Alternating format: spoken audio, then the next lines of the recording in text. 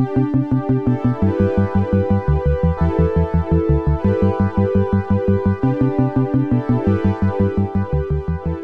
my name is Ernest Hart. I'm the Director of Services at Recovery Allies, and I've been with the company since 2014 as well.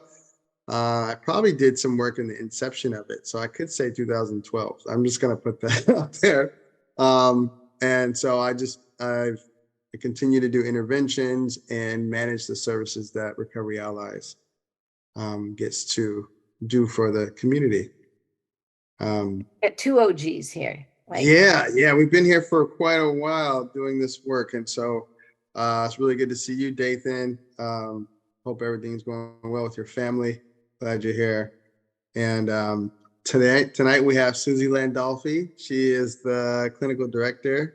She's our confidant and is giving us advice on those harder, clinically heavy cases that we have difficulty with from time to time, and all around team morale. So thank you, Suzi, for giving us this talk today. We appreciate that you're with the team, and we hope to learn something today. I know I do.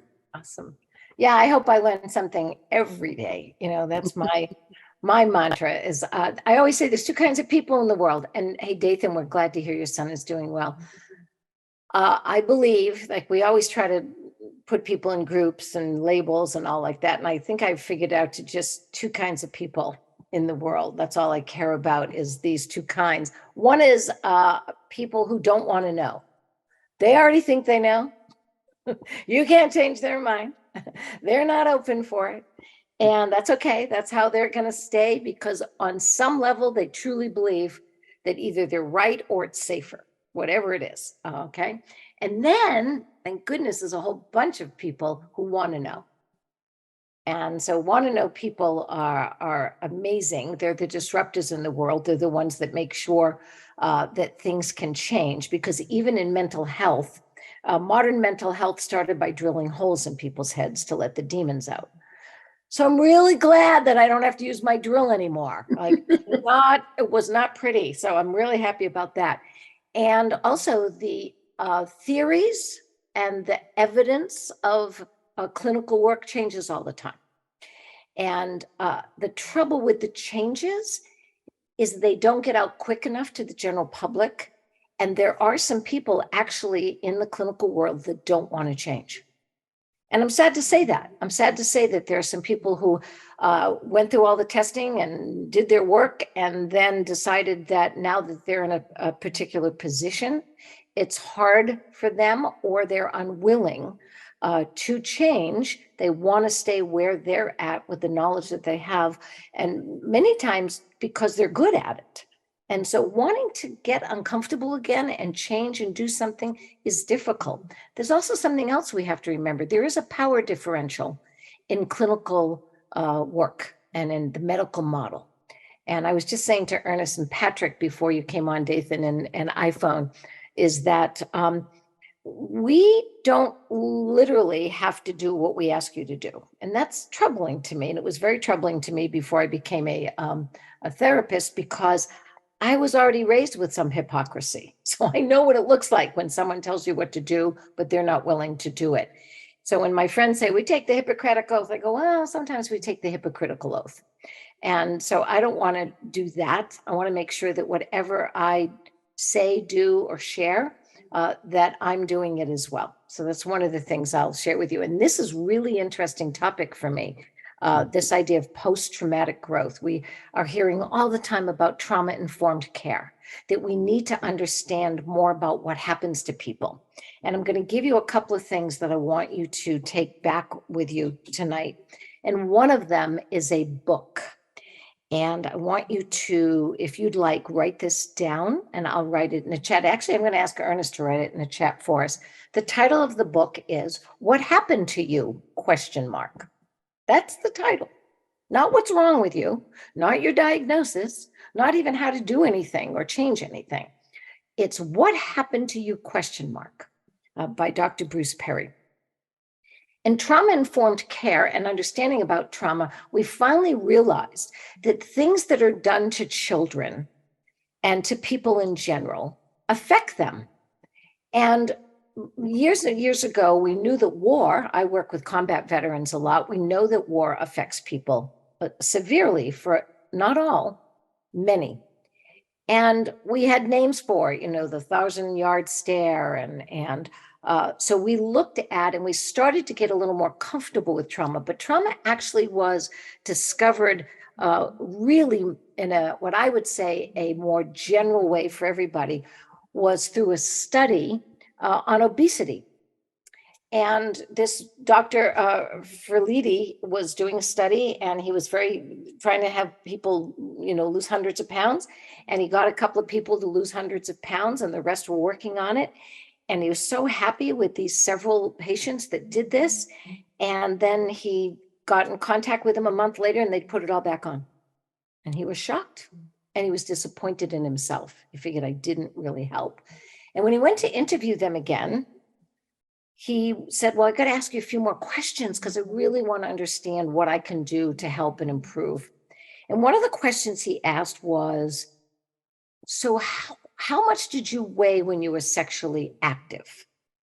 So he wanted to know more about possibility of a sexual part to this obesity.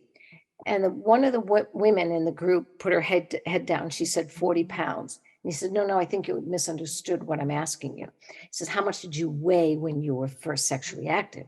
And she said 40 pounds. I was a child, and it was my father. And so what he came to tell everybody, and then they expanded to Kaiser Permanente, and they started to ask 50-year-old people, about 17,000 of them, about their childhoods and about the trauma in their childhoods. And here's what they discovered. They discovered that aging diseases, when you're 50 and older, as you start to get these what we called aging diseases, that those with high incidence of childhood trauma have many more aging diseases. Like it's a real correlation. It's a real thing. And so we then started to change. We started to train doctors in trauma and ask questions, and therapists. And now I'm happy to report, for the most part, it's still much a part of our work. The trouble is, we diagnose people with symptoms many times before we ask what happened to them. I can meet with somebody, I can do a whole intervention, and I can do an assessment and diagnose them as bipolar without ever asking them what kind of environment they grew up in. Now, I'm going to tell you straight out, I grew up in a horrific childhood. I'm talking about a whole bunch of trauma that was off the charts. And when I say off the charts, there's actually a chart you can look at. It's called Adverse Childhood Experiences, or ACEs. And they took the most prominent adverse childhood experiences, and you give yourself a 1 for each if you have them. I think we started out with about 5 or 6. So that's a very high score, 4 or more. So I had 6, and then we added more because we wanted to know what was happening. We wanted to understand how these adverse childhood experiences, much like the incest I just told you about, affected people's well-being physically, emotionally, intellectually, spiritually, and financially. We don't talk enough about financially represents all of our resources. If you can't hold on to resources in your life, chances are you had a lot of childhood trauma. So I had a lot of childhood trauma. It affected me. And then I became a mother. And sure enough, I was at risk of doing to myself and others what was done to me. I was at risk of affecting my daughter because of my trauma. So let's go back to the bipolar. We now understand more. And I guess I could just say this straight out. Ernest, you have 2 kids. I have 1, and I have a grandson. Would you say that you've taught your child how to use a fork? Did you do that? Okay. Did you teach him how to use a bathroom? Yes. Did you teach him how to speak and say words? Yes. All right. So, and would you say that your son watches you around the house all the time doing everything that you're doing? Yes. All right. Do you now know that we know that if a child lives with an anxious parent, they'll be anxious, but not because it's genetic, because it's mimicking. It can be the same with bipolar or any diagnosis, that they can literally start to mimic. Or if a parent is struggling, then the child might try to save the parent or protect the parent or take care of the parent. There might be domestic violence in the household, and that can cause depression. So we know this now. We know the effects. Here's something that we never thought of. Now, remember, in order for us to have a job, something has to be wrong. I mean, think about that for a second. I guess that's true for a car mechanic as well. But the fact remains is that very few people, go to a therapist because everything's right. So we're always focused on, quote unquote, what's wrong. We actually say there's something wrong with that person, and then we give them a diagnosis. And you have to have things that are wrong. They're called symptoms. And you have to have so many in order to get that diagnosis. It's kind of like the lottery. You have to have so many matching things in order to win. So I guess you've already realized I have a wicked sense of humor. Anyway, so what happened is we didn't start looking for all the things that actually helped us in terms of that trauma. Now, my sister struggled more than I did with the trauma, at least outwardly.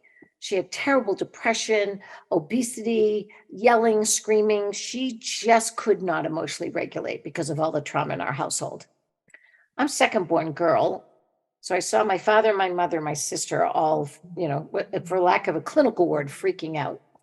And so I decided very young that if we had one more freak out person, the whole family would fall apart. So I'm going to stay calm. And I'm going to do everything I'm supposed to do. I'm going to clean, and I'm going to do good in school. And I'm going to make sure everything is good because we can't have one more person freaking out. That's not my personality. That's what I had to do. And I did it well. And I became an overachiever. And again, not by choice. I really wanted to do some what we would call bad things. I wanted to get in a little trouble. I wanted to have that fun, but I couldn't because the whole thing would fall apart. And I knew that.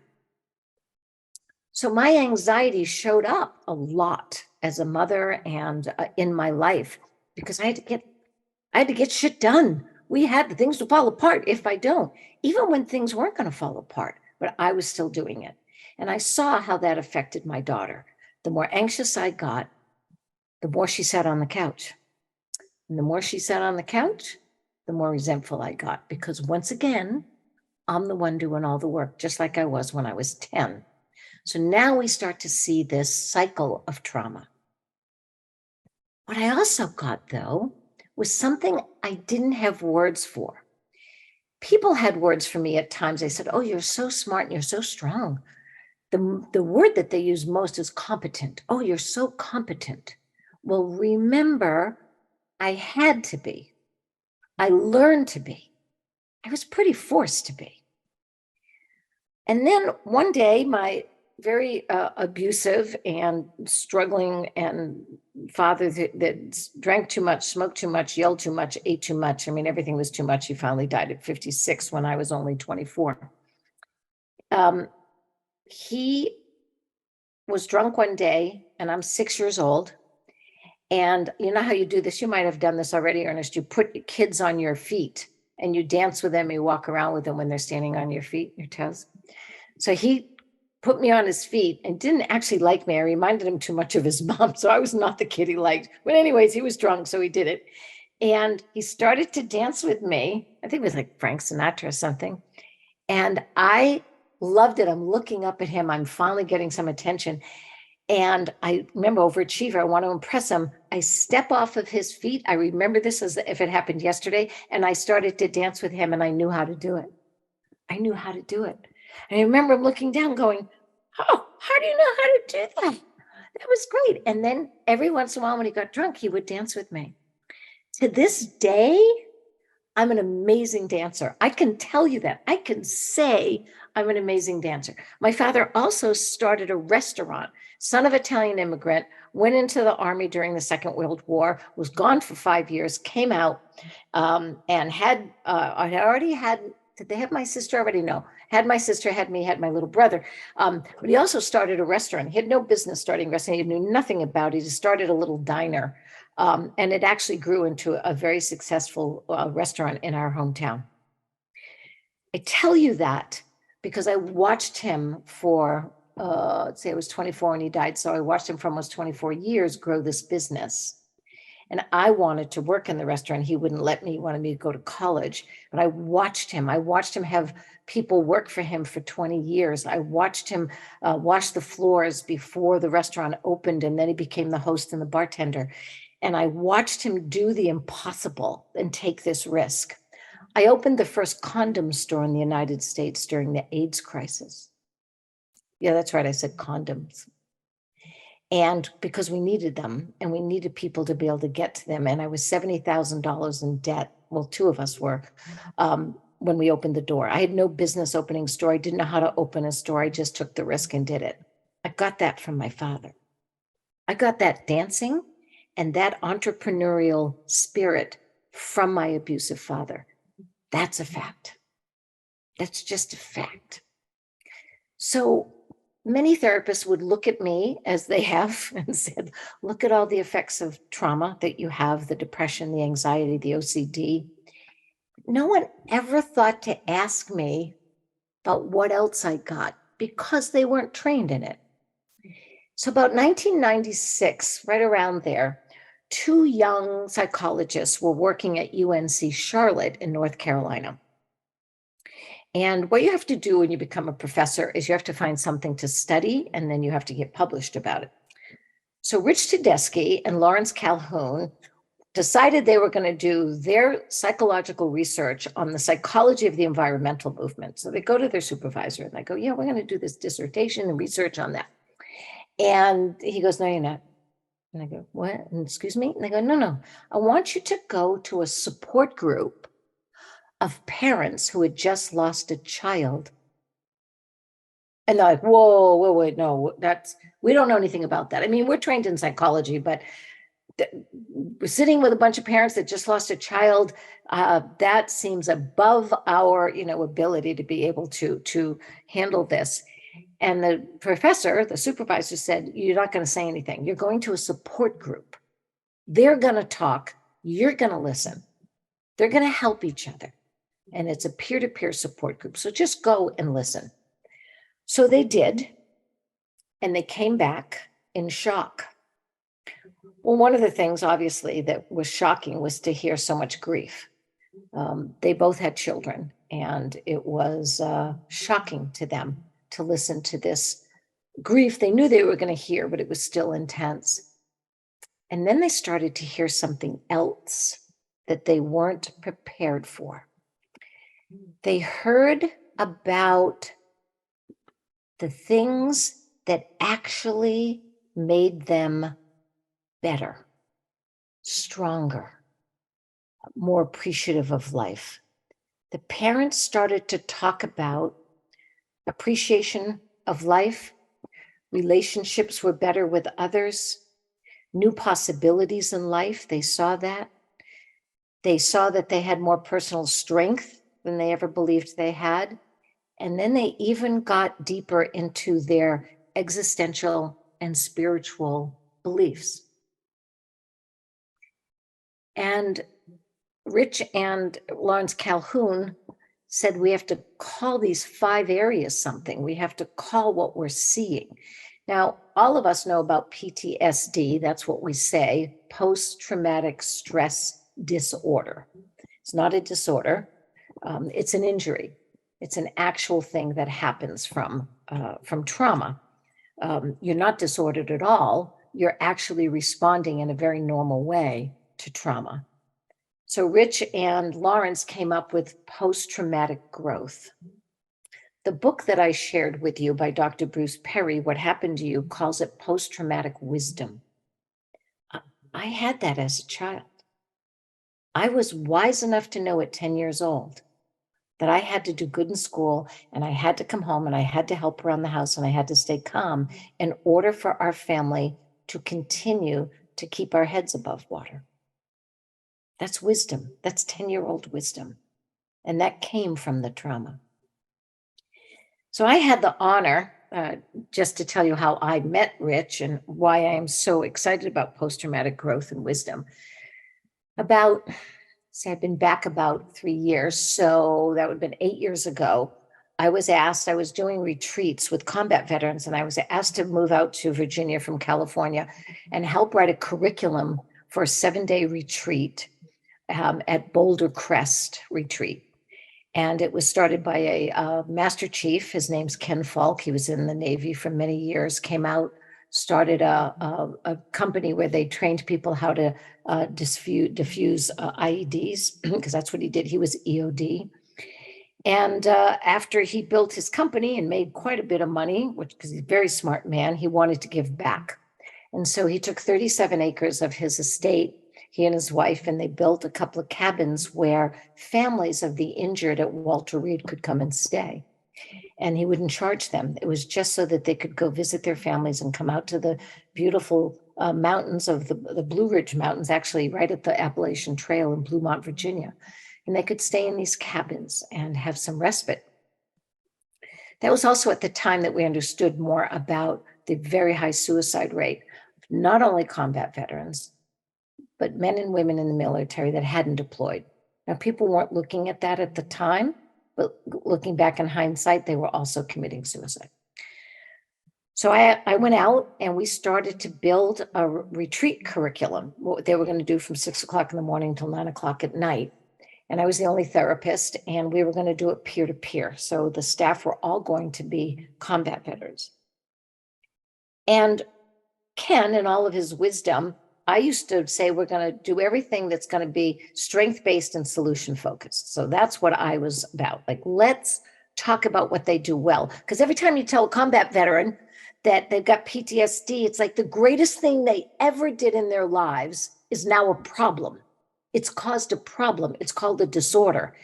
And what is interesting is several other people like Bessel van der Kerk and others looked at the PTSD symptoms and said, they're only symptoms when you're in Walmart. They're not symptoms when you're on the battlefield. They're strengths to be hypervigilant, to make sure that no one makes a mistake because people will die, to all of that. So if you go through the symptoms of PTSD, they're actually very helpful downrange. Now, remember when I told you about childhood trauma? I was always confused when I would talk to veterans and they would say, I'd go back again. I said, yeah, but you lost a leg. I don't care. I would go back again. It was the greatest thing I ever did. It had purpose and a mission. And I would go back again and go, okay, say, wait a minute. We're saying they have all these invisible wounds of war that are causing all of this trauma, yet they would go back. So I was confused. What I saw was symptoms of childhood trauma. That's what I saw. So I started to ask them about their childhood, and come to find out, it's exactly what I discovered, which was they had very high ACEs. Most of them joined the military at 17 years old to escape a household. Many of them had stopped domestic violence, so they'd already been in a battlefield in the living room. And so these were highly effective children that had turned to teenagers that joined the military. What happened to them? They got shelter, they got camaraderie, they got value, they were valued, they got meals, and they got this sense that everybody was in it together and everybody was going to pull their weight, which was not true. They also, though, had those symptoms of PTS from the trauma of the childhood. But while they were in the service, it didn't show up, didn't have to. And on the battlefield, they found that they were capable because they'd already been in battle. The trouble happens when they got hurt and sent back home to the scene of the crime they've never talked about. And so all of these combat veterans started to fall apart. And the military, not giving a crap about what happened before you entered the military or after you leave the military, only wanted to talk about your deployments. So they told them, that's from your deployments. But only about 30% of combat veterans, all of the combat veterans that go downrange and go in a battle, only 30% develop PTS. Not all of them. You could have two guys standing next to together in the same firefight, lose the same friends, and one can get PTS and one not. Why? Because one of them already had it from childhood. So they come home and they're given a lot of drugs and they're told that they have PTS, and many of them feel that they've lost their complete value until at Boulder Crest Retreat on Warrior Path, our curriculum, we started to have them map out their post-traumatic growth, like literally map it out. Like I'd give them red markers and blue markers on a big sheet of paper with 3 generations of their family. And I said, in the red marker, write down all the trauma that comes through your family, whether it's addiction and child abuse and sexual abuse, like just poverty, incarceration, write it down. And 3 generations all the way down to them. I said, and here's the blue marker. Write down all the gifts you got from that same family. And they're like, what? Remember my dancing and remember my entrepreneurial spirit. I got those 2 superpowers from my abusive dad. And they started to write down all of the gifts, the growth and the wisdom and strength that they got from that same trauma and from those same people. And it was so powerful. I'll tell you one quick story, and then I'll give you more information about post-traumatic growth. So I'm standing with a young man, tall, motivational speaker, standing on 2 prosthetic legs. And he went through his genogram of his trauma. And I asked each of them to stand up and share with the rest of the group. And most of them had never shared any of this with anybody. And he gets to the part with his dad in his childhood, and he says, I was like 4 years old, and my dad would lock me in a closet for 3 to 4 days at a time. And I remember taking a risk, and I looked up at him, because he was very tall, and I said, so I guess losing your legs wasn't the worst thing that ever happened to you. And the entire room went, oh, like, how dare you say that? And he looked down at me and he smiled and he goes, oh, it wasn't. That was easy compared to that closet. That's how much we have to understand. Now, for all of us that are parents, I do want to say one thing about trauma. It's very easy to look at trauma hitting poverty, racism, violence, all of that stuff. I mean, there's lots of very overt trauma. There's a trauma that I was probably guilty of on some level as well with my daughter. And it looks very benign. And so we have to be very careful. But actually, this trauma can actually cause such deep depression that it can really push kids into suicide. And I call it yeah, but parenting. And what does that look like? Oh, hi, honey. Look at that nice drawing you just did. But why did you make the dog purple? Oh, honey, you look so nice in that dress. It's beautiful. But why did you get the blue one? You know you look much better in pink. Well, Ernest is smiling right now because it's called yeah, but parenting. It's the water torture on your forehead for the rest of your life. You will never do anything right enough. Ever, ever, ever. And you will do that to yourself later. That was good. Yeah, but I didn't do it. You will hear people say this to you. You'll try to give someone a compliment. They'll go, yeah, but I didn't really do it. It's like, oh, I hear you. And I've asked people that have had yeah, but parenting and severe issues with mental health.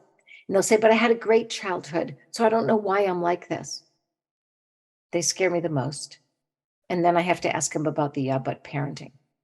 So I was one of the only I was one of 2 civilians that worked at Boulder Crest. There was another civilian, a young man, and his mother was a headmaster of a private school. His father was a doctor, and he had an older brother, and they looked perfect, like perfect. Except this young man suffered from tremendous anxiety and depression and was also suicidal at one time, especially when his marriage ended. And when he first met me and he told me, no, I had my parents are great childhood. And I go, well, first of all, no parent's perfect. They might be great, but no parent's perfect. And then we went through and found out the yeah, but he literally had deeper depression than most of the combat veterans that had a friend get killed next to them. That's how severe it is. So what's post-traumatic growth look like? So it looks like when I'll tell you the story about how one father at the support group said my son died and he loved baseball. My grandson loved baseball, played baseball from age, 3, T-ball all the way up through high school. And he said it was the most devastating thing when we lost him. And what I've decided to do once I started to work through my grief, I realized that I had a responsibility to him. And so now I was working too much. I wasn't spending time with the kids. I mean, I was able to look back and see all the things that I wish I had done differently as a parent while he was alive. So I decided I'd do them now. And he said, I now started a foundation and I'm building baseball fields in the inner city. Like we're taking empty lots and we're building baseball fields in his honor. And he said, now I actually am a much better father to the kids that are here. And I've apologized to them. And I'm a much better partner to my wife. We're much closer and deeper because I now know that at any time we might not be there. I also know I'm stronger than I thought I was. And I also know what's truly important. I have appreciation for life that I never had before. I had appreciation for work, I had appreciation for money, I had appreciation for things, but not for the actual daily breathing of life. I can't tell you that everybody gets post-traumatic growth from trauma. I can't tell you that. One thing that we do look at is post-traumatic growth does seem to show up more in people that have 2 characteristics that seem to help them. One of them is that they are engaged with other people. People say that, Ernest and I were talking about this earlier about people being an extrovert. I don't actually believe in that introvert, extrovert stuff. No one's one thing all the time. We're all both. And so these people that I would prefer to say it's people that love to engage with people. Like 3 of us on this call right now that I know of, Patrick, Ernest, and myself, chose to engage with people, even at difficult times in their life. That's what we're doing. So people that engage with people actually seem to be able to help increase their post-traumatic growth or have more of it because of that one characteristic of wanting to be with each other. The second one is having an outlook on life that at least has some kind of idea that this might get a little better. I might get a little better, can be that little optimism. But that idea that you believe in yourself a little bit, or you believe in a situation could change, you believe that people can change, that's all possible. And so we have noticed that. What we've also noticed, though, is that you can help grow post-traumatic growth. And we did it at the retreat. And so what I can say right now for all of us is that we literally can practice. Now, I know that most mental health and clinical work is a lot of talk. Exactly what I've been doing now for the last 40 minutes. What I know about my own change is I did talk to myself, not always nicely, but not a lot. I mean, I don't really walk around the house yet. I'm not quite that old to be talking to myself all the time. So how did I change? How did I heal from all of that trauma? How did I become the person I deserve to be and create the life I deserve to live? I did differently. I didn't worry about my thoughts. I may be the only therapist says, I don't give a shit about you, how you think. And I may be the only therapist says, I don't give a shit about how you feel. Thoughts and feelings are not anything I can change, nor can any of us. Try not thinking about a song right now and you'll think about it all night long. So all thoughts are not true. All feelings are not facts. So when I was running my life on my feelings and my thoughts, my life was chaotic because remember who gave me those thoughts and feelings? Remember who gave me those thoughts and feelings about myself? So this idea that my father didn't like me unless he was drunk, I didn't have a very high opinion of myself. I kept trying to through my overachieving, but I didn't have it. And I always felt unworthy. So I was always looking for people to validate me. I would do anything to help make somebody validate me. So my thoughts and feelings did not help me. What I did notice when I made a commitment to my healing was if I did differently, I was different. Not only that, when I started to do these wellness practices on a daily basis, I literally changed my thoughts and feelings. And now science tells us that. If you really want to change your brain, it's one of the things that heals a traumatic brain quicker than anything else. Weightlifting, strength training, that old, which I do. I want you to know I box 3 days a week with George Foreman's son. He's very tall, so I'm usually hitting him right at the, never mind, I won't explain that more. Anyway, so this idea that we do different, that we practice, and there's a law practice and a medical practice and a yoga practice and there's football practice and there's basketball practice and there's dance practice. Like, we know that you get good at what you practice. So I was really good at yelling. I was really good at calling names. I was really good at doing too much. I was really good at being resentful. I practiced it all the time. So I decided I was going to practice those things that I know would help me and change me. It wasn't fun. I didn't like it. It didn't happen quickly. It was a lot of daily, oh my God. It's kind of like, when I don't know if you've ever done this where you want to do something physical and you can't do it. Like, just let's say a sit up. This happens to a lot of women after we have a kid. We can't even sit up. It's like, whoa, what happened? Like, but from here to here, we can't even do anything. But you keep trying. And then all of a sudden one day you sit up and you go, oh, there they are. Those muscles are actually still there. It's because of a practice. So anyway, my work at Boulder Crest and with this whole idea of post-traumatic growth is practicing. That's how we increase it, we change it, and we actually change our perspective about trauma.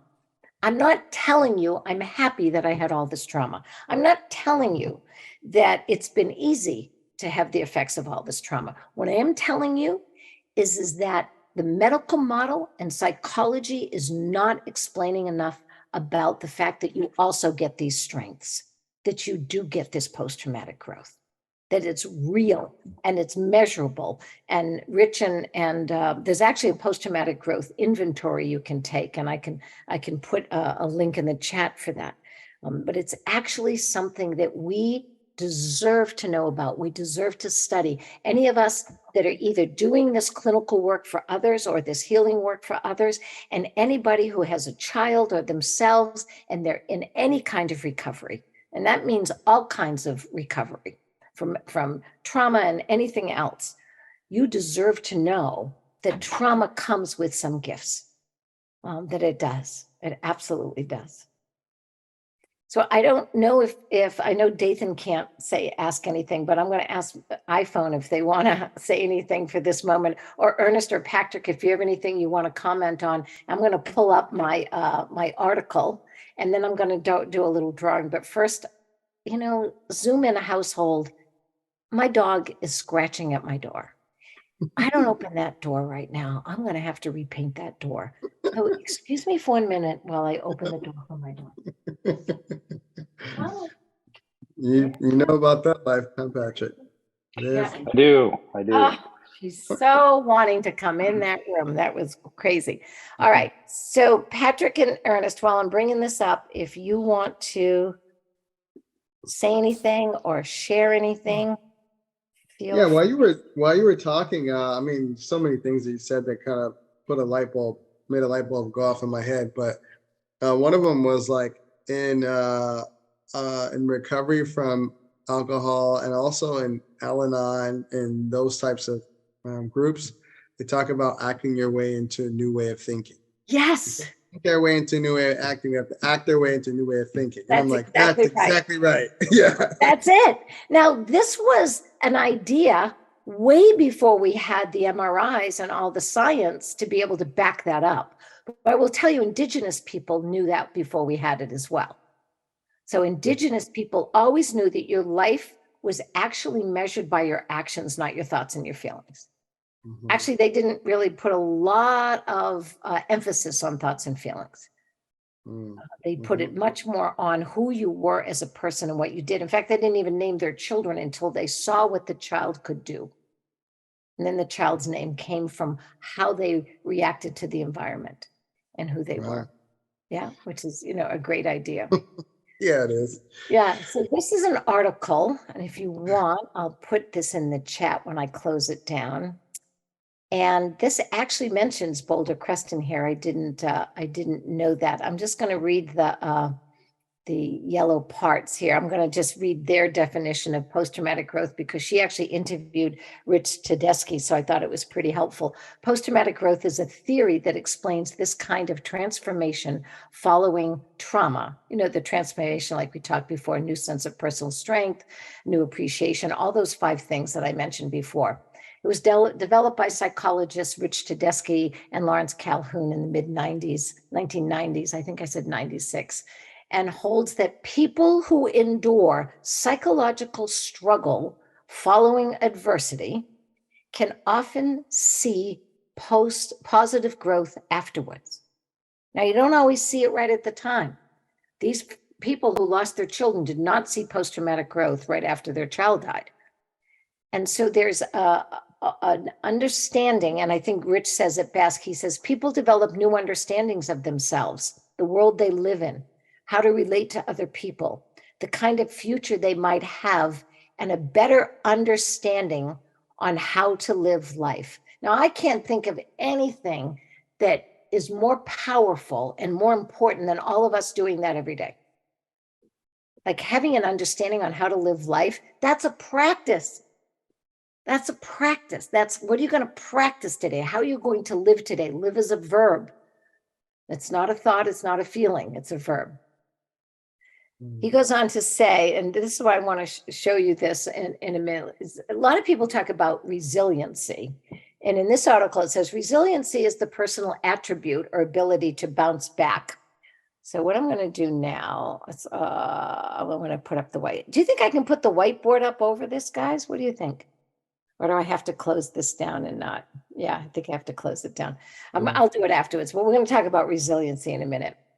So then post-traumatic growth, on the other hand, refers to what can happen when someone who has a difficulty bouncing back experiences a traumatic event that challenges his or her core beliefs. Now, I want you to understand this. A traumatic event or daily, you know, that yeah, but I was talking about, we need to change that. That's one thing we're understanding now. Traumatic event is one time, but what if it was traumatic all day? That's my life. So we need to understand, and that challenges our core beliefs. What was my core belief was that parents are supposed to protect their children, not be the perpetrators. But that changed because of my experience. And I realized that my father wasn't going to protect me. He was a perpetrator. And that after the challenges to my core belief, you endure psychological struggle, even mental illness, such as post-traumatic stress, or bipolar, or OCD, or addiction, or anything else because of what happened to you, and then ultimately finds a sense of personal growth. So after all of that, you've got to go through that. Post-traumatic, it's after the trauma that the growth and the wisdom happens. And Rich says that this guy did, Haku actually said it can take a lot of time, energy, and struggle, and that is true. There's a post-traumatic growth inventory if you want to, you can just Google it. Actually, it'll come right up and you can take it. That's 1996. That's how I found that number. And it looks for those positive responses, like I shared before, appreciation for life, relationships with other, new possibilities in life, which were like the new baseball field, personal growth, and spiritual change. I'll say about 1/2 to 2/3 of people show post-traumatic growth. That's a lot, right? 1/2 to 2/3. I'd like that in anything. How many people, like when they go through treatment, actually come out and stay in recovery? About 10%, something like that. So these are great numbers. And I'll say that there's 2 traits that I talked about before that Rich talks about: openness to experience, that he talks about extroversion. I like to call it people who want to engage with people. And I think I started this whole conversation about 2 kinds of people in the world: people who want to know and people who already think they do. So open people are more apt to want to practice something, do something, and see something more than just the effects of trauma that have hurt them in many ways. For any of us that do this work, there's a little thing about how can you actually prepare people for post-traumatic growth. one of the things that's very clear for me is that when someone's gone through a traumatic event, I don't try to look for the post-traumatic growth then. It needs time. They need time to grieve. They need time to go through this. So they say here, psychologists can allow people to understand that this may be a possibility for themselves, and it's a fairly normal process if and when the trauma occurs. So you actually can help people understand that if another trauma comes, which it may, that's when you can understand that maybe you'll get some strength out of this as well. But if someone's just gone through a horrible trauma, it's not the time when you first start talking to them about, well, you probably got some great things from this. Don't do that. Let them know that what they've gone through is horrific, awful, and they deserve a right, the right to grieve and be sad and scared and all the other things. There should be a time that will happen where they start to maybe come out, and that's when you can actually start to talk to them about maybe you got something from this that you weren't. Was there anything? I always ask the question, is there anything about this trauma you didn't think you were going to get? So, and then I'm going to say, I'll read what last thing is, and here we go with Boulder Crest Retreat. I was really proud of this. I didn't expect to see this. And my friend, my former Marine, Kevin Sakaki. So what Kevin said, and it's funny, I just talked to his best friend today. He's noticed such changes in himself as better communication with his family, less anger.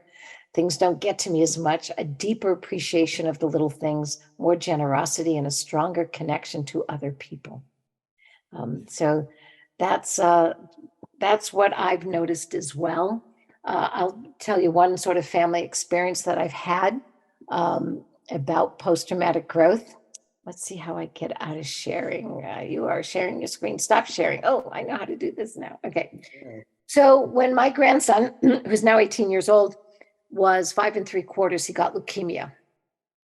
Now, the interesting thing about leukemia is they kind of have an idea of maybe how you could get it from like Roundup and stuff like that, but he wasn't actually a landscaper at the time. So we don't know why he got it, but he got it. And we struggled with it for 4 years. It was horrific and scary. And he took it well. And I also made him laugh a lot in the hospital doing inappropriate things. And then he got out of it. We had remission. He was in remission for 3 months. We thought we were out of the woods. Oh, by the way, we let him play baseball all the time, bald and throwing up in the trash can from chemo. But we knew baseball was also healing. And then it came back with a vengeance. And so we went through it again, and worse this time. And I want to tell you, he's been in remission now for almost 4 years, or almost, I guess he's on his 5th year now, which is great. He's got some effects from it, some physical ailments from it that he's going to deal with for the rest of his life. And A-N-D, never but. I never say but unless I'm talking about someone's ass. So, and he's got some effects, and this child has so much post-traumatic wisdom. I can't even tell you. This is an 18-year-old that came to me after, he bought this kind of beat up Mustang that he loves. He got a few tickets, and he came to me the other day and he said, Gina, I'm done going fast. I don't need to anymore. It's okay. It's good. I got it out of my system. I said, I wish it's out of mine. I'm probably still going to get a few before I leave this earth. And he understands. He comforts his friends. He's the one that keeps them all no, don't get upset about that. That's not something you have to worry about. Don't do that. That's not going to work for us. I mean, he's really an amazing young man filled with post-traumatic growth and still leaves his wet clothes on the bathroom floor. But other than that, he's pretty wonderful. And so I had to go through it all over again and understand that we're all going to have some trauma, all of us. And it's this idea then that what are the strengths that I'm going to get from this? Mm-hmm. Mm-hmm. So I'm going to try the whiteboard because I've always wanted to do this. So I'm going to do this one thing on resiliency. So I'm going to do this, open the board. Let's see. Okay, let's see if this works, everybody. I'm very excited about this because I've never done this. All right, so it's view only. All right, so remember I said that they were talking about resiliency and post-traumatic growth and that there's a difference. And I may be one of the only people in the world that will never use the word resiliency or say you're resilient. I don't like it, and I'll show you why I'm not happy with it. Basically, because my own experience, that's how I first discovered why I don't want anybody to call me resilient. So you're going along life. Let me get my thing here. You're going along, some kind of shit's happening and all like that. Your life's going on, and you're going up the ladder. You're trying to do good stuff, and things going along. Then all of a sudden, shit hits the fan, and you go down. And then you go to a therapist or you go somewhere, and they go, "We're going to help you bounce back to where you were." And I'm like, whoa, wait a minute. See all this stuff over here? That's all my trauma. I was up here from all of this. This was not a good foundation. And you want me to come back up and start around again? It's only going to go like that again. Like, if I don't want to bounce back to where I was, that wasn't safe. That was not okay. It was built on this abusive father and all this stuff. And that's why it crashed and burned. So when I come back, what post-traumatic growth says is you're not going to be resilient. You're going to thrive. You're going to keep growing. That we don't want you to bounce back to where you were. I don't want those combat veterans to come back to where they were. Because I know that there was stuff that they were sitting on top of that was not safe. So that's why you will never hear me want anybody to have resiliency. I want you to thrive. I also don't use coping mechanisms. People deserve much better than coping. I don't want to just cope. That's exhausting. It's not fun. I'm never joyous when I'm coping, but I am when I'm thriving. So there's some mental health stuff we got to change because it's really, really important.